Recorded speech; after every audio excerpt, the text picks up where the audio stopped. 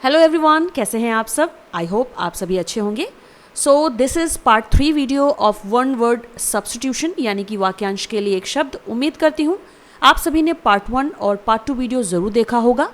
यदि नहीं देखा है तो मेरे इसी वीडियो के डिस्क्रिप्शन बॉक्स में लिंक्स हैं, आप जाकर उन्हें चेक कर सकते हैं और नोट डाउन कर सकते हैं।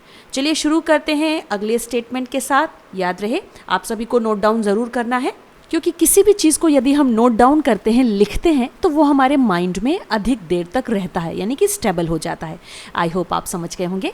तो चलिए वीडियो को शुरू करते हैं 41 स्टेटमेंट के साथ। लेकिन उससे पहले यदि अभी तक आपने मेरे चैनल को सब्सक्राइब नहीं किया है तो जल्दी से जाइए मेरे चैनल को सब्सक्राइब कीजिए। इंतज़ार किस बात का, बेल आइकन प्रेस कर दीजिएगा। आप सभी को मालूम है जो भी न्यू वीडियोज़ मैं अपलोड करूँगी उसका नोटिफिकेशन आप तक तुरंत पहुँचेगा। तो चलिए शुरू करते हैं वीडियो को। टोटल 40 वर्ड्स अल्फ़ाबेटिकली पार्ट 1 और पार्ट 2 वीडियो में बताए जा चुके हैं। अब मैं शुरू करूंगी 41 स्टेटमेंट के साथ। तो चलिए देखते हैं। स्टेटमेंट है वर्शिपिंग ऑफ आइडोल्स, मतलब मूर्तियों की पूजा करना। यानी जब मूर्तियों की पूजा की जाती है तो उसे क्या कहा जाता है? उसे कहा जाता है आइडोलेट्री। स्पेलिंग है IDOLATRY। It is idolatry. Idolatry को हिंदी में कहा जाता है मूर्ति पूजा। सिंपल है, मूर्तियों की पूजा करना यानी कि मूर्ति पूजा। चलिए अब बढ़ते हैं अगले स्टेटमेंट की तरफ, यानी कि 42। One who can neither read nor right. इसका मतलब है ऐसा व्यक्ति जो ना ही पढ़ सकता है और ना ही लिख सकता है, तो उसे हम वन वर्ड इंग्लिश में कहेंगे इलिटरेट। स्पेलिंग है ILLITERATE। ठीक है, इट इज इलिटरेट और इसका हिंदी अर्थ होता है अनपढ़ या फिर अशिक्षित। बढ़ते हैं अगले स्टेटमेंट की तरफ, यानी कि 43। A person from another country comes to our country to settle. यहाँ पर इसका मतलब है ऐसा व्यक्ति जो किसी दूसरे देश से आकर के हमारे देश में सेटल हो जाता है। अब देश कोई भी हो सकता है, जैसे मैं एक इंडियन हूँ तो मेरा देश इंडिया है, यदि कोई अमेरिकन होगा तो उसका देश अमेरिका होगा, इस तरह से। तो दोस्तों इसका सिंपली मीनिंग ये हुई कि यदि मेरा देश है भारत और मेरे भारत देश में यदि कोई अमेरिकन व्यक्ति आकर के रहने लगे तो उस अमेरिकन व्यक्ति को क्या कहा जाएगा? जी हाँ, उसे कहा जाएगा इमिग्रांट। स्पेलिंग है IMMIGRANT। It is immigrant. और इमिग्रांट को हिंदी में आप्रवासी कहा जाता है। आई होप आप समझ गए होंगे यहाँ तक। नोट डाउन करते रहिए, ठीक है। चलिए अब देखते हैं अगला स्टेटमेंट, यानी कि 44th statement. Which can't be believed, यानी जिस पर विश्वास ना किया जा सके, यानी जिस पर भरोसा ना हो सके, तो उसे हम वन वर्ड में कहेंगे इनक्रेडिबल। स्पेलिंग है INCREDIBLE। It is incredible. Incredible को हिंदी में अविश्वसनीय कहा जाता है, ठीक है। चलिए बढ़ते हैं नेक्स्ट स्लाइड में और देखते हैं अगला स्टेटमेंट क्या है। सो फ्रेंड्स, अगला स्टेटमेंट है that can not be avoided, यानी जिसे टाला नहीं जा सकता है, जिसे हम दरकिनार नहीं कर सकते हैं, तो उसे इंग्लिश में वन वर्ड में कहा जाता है इनएविटेबल। स्पेलिंग है INEVITABLE। It is inevitable. इसका प्रोनाउंसिएशन एक बार फिर से सुन लीजिए, इनएविटेबल यानी कि इनएविटेबल। इनएविटेबल को हिंदी में कहा जाता है अपरिहार्य या फिर अनिवार्य। इनएविटेबल के लिए एक वर्ड आप और यूज़ कर सकते हैं, जैसे मैंडेटरी, यानी कि जो ज़रूरी है, जो अनिवार्य है। आई होप फ्रेंड्स यहाँ तक आपके ज़रूर समझ में आ गया होगा। And yes, keep noting down. चलिए देखते हैं नेक्स्ट वन स्टेटमेंट क्या है। 46। One who can not make a mistake. इसका मतलब है ऐसा व्यक्ति जो गलतियाँ नहीं कर सकता है, तो उसे हम वन वर्ड इंग्लिश में बोलेंगे इनफैलिबल। स्पेलिंग है INFALLIBLE। It is infallible. Infallible को हिंदी में कहा जाता है अचूक, यानी यदि हम इसके लिए एक और इंग्लिश वर्ड यूज़ करें तो हम कह सकते हैं अनमिस्टेकेबल, यानी कि जो कभी मिस्टेक नहीं करता है, ठीक है। चलिए अब बढ़ते हैं 47 की तरफ, यानी कि नेक्स्ट स्टेटमेंट, जो कि है मर्डर ऑफ इन्फेंट। तो यहाँ पर मर्डर ऑफ इन्फेंट का मतलब होता है किसी शिशु की हत्या करना, यानी किसी बच्चे की, तो इसे हम वन वर्ड में कहेंगे इन्फेंटिसाइड। स्पेलिंग है INFANTICIDE, इट इज़ इन्फेंटिसाइड। ठीक है, इन्फेंटिसाइड को ऑब्वियसली हिंदी में हम कहेंगे शिशु हत्या या फिर कह सकते हैं बाल घात। ओके, आई होप यहाँ तक आपके समझ में आ गया होगा। चलिए अब बढ़ते हैं नेक्स्ट स्लाइड में 48 स्टेटमेंट की तरफ, जो कि है 1 who travels from place to place, यानी ऐसा व्यक्ति जो एक स्थान से दूसरे स्थान पर ट्रेवल करता है तो उसे कहा जाता है एटिनरेंट। स्पेलिंग है ITINERANT, इट इज़ एटिनरेंट। यहाँ पर मैं आपको बताना चाहूँगी कि इस वर्ड को हम दो तरीके से बोल सकते हैं, यानी पहला होगा ब्रिटिश एक्सेंट में और दूसरा होगा अमेरिकन एक्सेंट में। ब्रिटिश एक्सेंट में आप बोल सकते हैं एटिनरेंट, जो मैंने अभी आपको बताया, लेकिन अमेरिकन्स जो होते हैं वो इसे प्रोनाउंस करते हैं आइटिनरेंट। तो इस तरह से दोनों ही साउंड आप बोल सकते हैं, दोनों ही करेक्ट होंगे प्रोनाउंसिएशन में। एटिनरेंट या फिर आइटिनरेंट की हिंदी होती है भ्रमणकारी, यानी कि भ्रमण करने वाला, ऐसा व्यक्ति जो एक स्थान से दूसरे स्थान पर भ्रमण करता ही रहता है।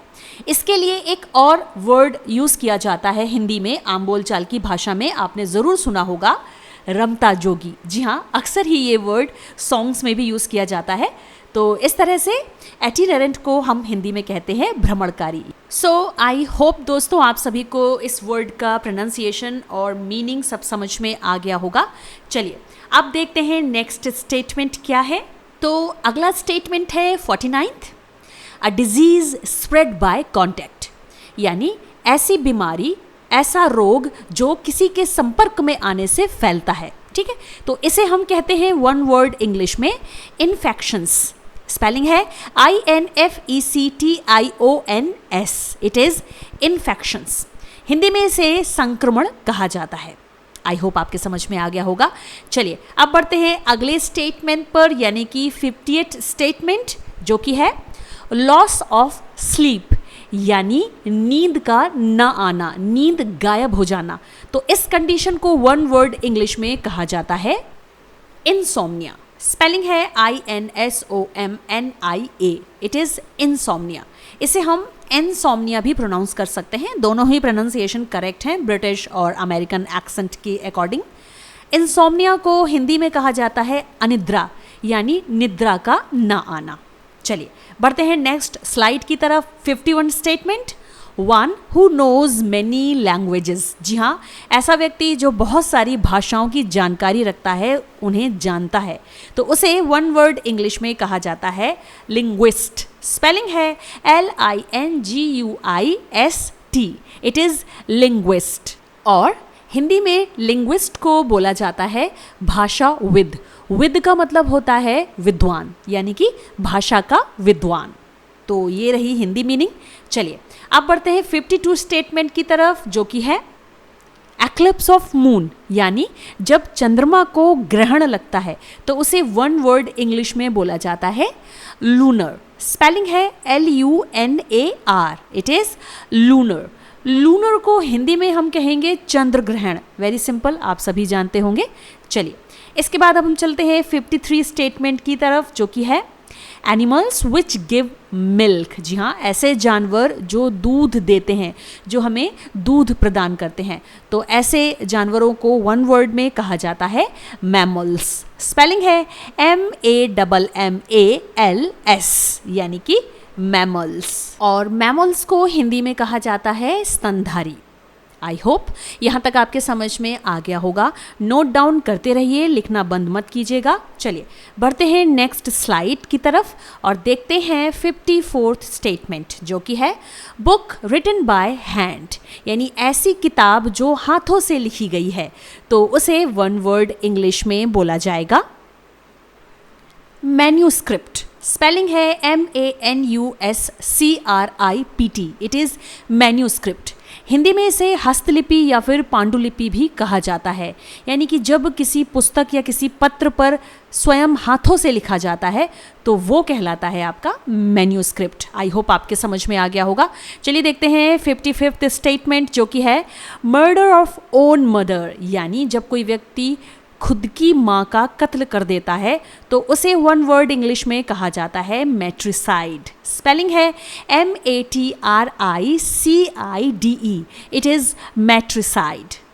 और मैट्रिसाइड की हिंदी होती है मातृहत्या। चलिए अब देखते हैं 56th स्टेटमेंट जो कि है हेटर ऑफ विमेन। तो यहाँ पर हेटर ऑफ विमेन का मतलब है ऐसा व्यक्ति जो स्त्री जाति से नफरत करता है, तो उसे इंग्लिश में वन वर्ड में कहा जाता है मिसोजिनिस्ट। स्पेलिंग है MISOGYNIST।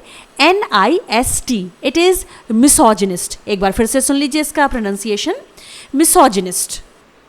मिसोजेनिस्ट को हिंदी में कहा जाता है स्त्री द्वेषी, यानी कि स्त्री जाति से द्वेष करने वाला, नफरत करने वाला। आई होप आपके समझ में आ गया होगा। चलिए अब देखते हैं 57th स्टेटमेंट जो कि है स्टेट ऑफ बीइंग मैरिड। इसका मतलब है विवाहित होने की स्थिति। ठीक है, तो इसे हम वन वर्ड इंग्लिश में कहेंगे मैट्रिमोनी। और स्पेलिंग है MATRIMONY, यानी कि मैट्रिमोनी। मैट्रिमोनी को हिंदी में कहा जाता है विवाह या शादी। सिंपल मीनिंग है इसकी। चलिए अब देखते हैं 58th स्टेटमेंट जो कि है वन हु हेट्स लर्निंग, यानी ऐसा व्यक्ति जिसे सीखना पसंद नहीं है। जी हाँ, जो सीखने से नफरत करता है, तो उसे वन वर्ड इंग्लिश में बोला जाएगा मिसोलॉजिस्ट। स्पेलिंग है MISOLOGIST। It is misologist. आप इसे मिजोलॉजिस्ट भी बोल सकते हैं। इसका मतलब यही होता है कि ऐसा व्यक्ति जो सीखने से नफरत करता है। ठीक है, चलिए देखते हैं नेक्स्ट स्लाइड में 59th स्टेटमेंट जो कि है marrying one at a time. दोस्तों यहाँ पर marrying one at a time का मतलब होता है कि एक बार में एक ही विवाह करना, यानी ऐसी प्रथा जिसमें एक बार ही विवाह किया जाता है, तो उस प्रथा को हम कहेंगे वन वर्ड इंग्लिश में मोनोगैमी। स्पेलिंग है MONOGAMY। It is monogamy. Monogamy को हिंदी में आप कह सकते हैं एक पत्नित्व या फिर एक पतित्व। जब हम एक पत्नित्व बोलेंगे तो इसका मतलब ये है कि ऐसा पुरुष जिसके पास एक पत्नी है, और जब हम एक पतित्व बोलेंगे तो इसका मतलब है कि ऐसी महिला जिसके पास एक पति है। हिंदी में ये दोनों ही शब्द मोनोगैमी के लिए यूज़ किए जाते हैं। आई होप आपके समझ में आ गया होगा। चलिए अब देखते हैं इस वीडियो का सबसे लास्ट स्टेटमेंट, यानी कि 60th स्टेटमेंट जो कि है a low level tract of uncultivated grassland. इसका मतलब है एक अनकल्टिवेटेड घास के मैदान। अनकल्टिवेटेड का मतलब क्या होता है? असिंचित। जी हाँ, जिसमें सिंचाई नहीं की गई है, जिसमें पानी नहीं डाला गया है। तो एक असिंचित घास के मैदान का निम्न स्तर का भूखंड, जिसे हम वन वर्ड इंग्लिश में कहेंगे मीडो। स्पेलिंग है MEADOW। It is मीडो। मीडो को हिंदी में सिंपली कहा जाता है चारागाह या घास का मैदान। सो फ्रेंड्स, आई होप आप सभी के समझ में ज़रूर आया होगा वन वर्ड सब्स्टिट्यूशन का यह वीडियो। तो ये यहाँ पर कंप्लीट हो गया है। इसके बाद मैं लेकर आऊँगी नेक्स्ट वीडियो, यानी कि पार्ट 4। उसमें भी मैं 20 स्टेटमेंट कवर करूँगी। बाकी के जितने भी वीडियोज़ हैं, यानी कि पार्ट 1, 2, आप लोग ज़रूर देखिएगा। लिंक आपको डिस्क्रिप्शन बॉक्स में मिल जाएगा। तो आज के लिए इस वीडियो में इतना ही। मिलते हैं नेक्स्ट वीडियो में। तब तक के लिए keep watching my videos, subscribe my channel. Thank you so much.